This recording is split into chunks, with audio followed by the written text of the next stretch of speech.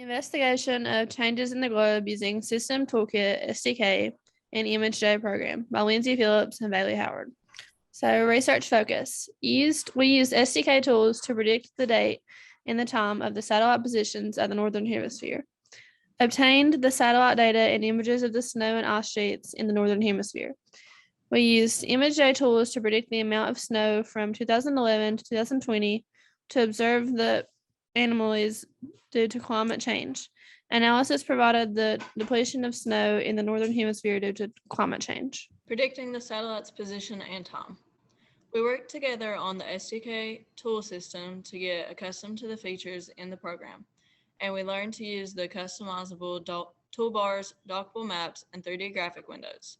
Each program has unique features that enabled us to manipulate and control the software to get results of our mission. And these are actual pictures we took from our mission as we use the STK. Oh, this is a video.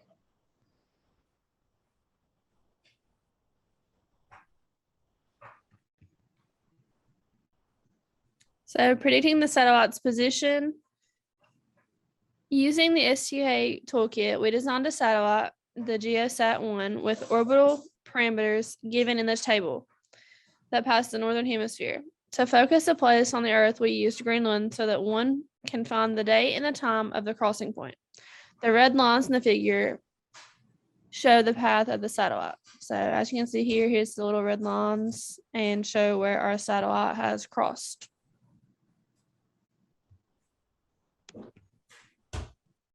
Predicting the satellite's position and time. Once the GeoSat, our satellite's parameters are fixed and the place on the ground, which is Greenland, is set for viewing the satellite is fixed. Using the access menu on STK GUI, we were able to find the time of the satellites passing through the Northern Hemisphere, which is given in this table to the side. Our focus is to find the anomalies in the snow in the Northern Hemisphere from January 1st, 2011 to January 31st, 2020. So these are all of our numbers, and as you can see, we got dates throughout that time frame.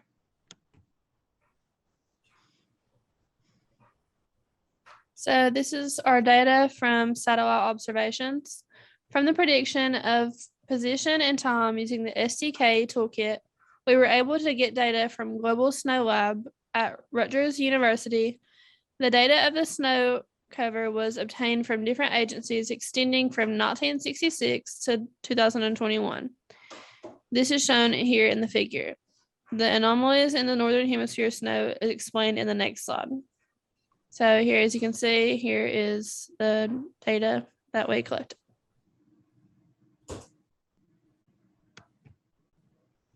This is the analysis of the satellite maps using ImageJ software. The Northern Hemisphere snow chart for January, June, and October months for the years 2011 through 2020, we obtained this from the U.S. National Ice Center. ImageJ program was used to find the area of the snow covered in kilometers squared for the months of January 1st to January 31st. For the month of January from the 1st through the 31st for 2011, and it's shown in this figure. Our scale was 1 pixel per 55 kilometers. The threshold is a minimum of 199, maximum 249 to get the snow features for this analysis. So these are our numbers, and this is the picture we used to analyze, and this is us using ImageJ software.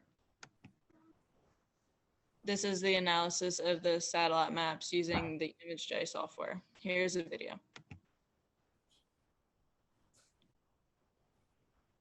So you can see, I'll play it again. So you can see the snow changing over time.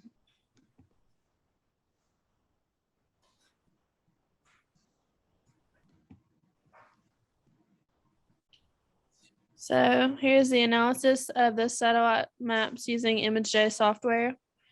Discrepancies is due to analyzing the chart versus direct microwave data from the satellite. The trend in the anomalies remain the same. So as you can see in our chart here, it remains close to the same for the month of January. and in each year it stays constant. This is the analysis of the satellite maps using ImageJ software. Discrepancies is due to analyzing the chart versus the direct microwave data from the satellite. The trend and the anomalies remains the same, which shows that we proved our data from using two different sources and we got the same information in both. And these are our numbers, and these are the two charts with the snow and the data from Rutgers University.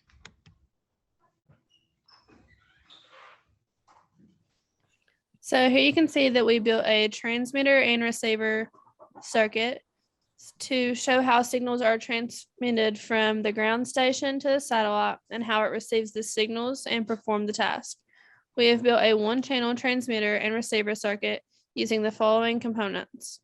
We used a 433 MHz RF transmitter and receiver, push buttons, light emitting diode, this is LED, 47K and 407 resistors, 5-volt power supply from the Arduino kit, a breadboard, and connecting wires.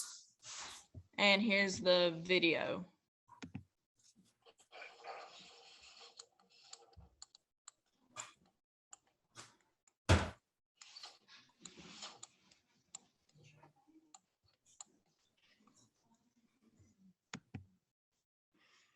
Conclusion. Using SDK tools and the date and time of the satellite position at the Northern Hemisphere, we was able to achieve. Approached NASA agency and obtained the satellite data and images of the snow cover in the Northern Hemisphere. We used ImageJ tools to predict the amount of snow from 2011 to 2020, and we observed the changes in anomalies due to climate change. The analysis provided the depletion of snow in the Northern Hemisphere due to the climate change. And here's another video showing the amount of ice change. These are their references.